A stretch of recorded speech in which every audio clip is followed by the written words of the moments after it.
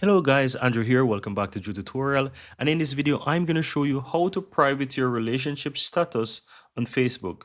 To do that is super easy. Go ahead and click your profile on the upper left, then click on edit details. And as you can see right here, it is currently showing the relationship status as married. For example, that could be married or whichever relationship status you have. But to private this, click edit details, scroll down and find a relationship again, choose add a relationship status. It's going to take you over to where you have your relationship status.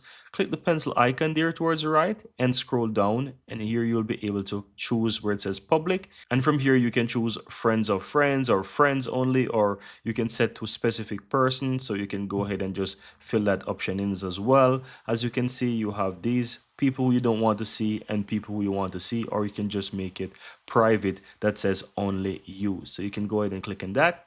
So once you set it to only you, that's how you basically private it, and it means that only you will be able to see it. So you click on only me and click on done right there and click on save, and that's pretty much it, guys. That's how you go ahead and private your relationship status on Facebook.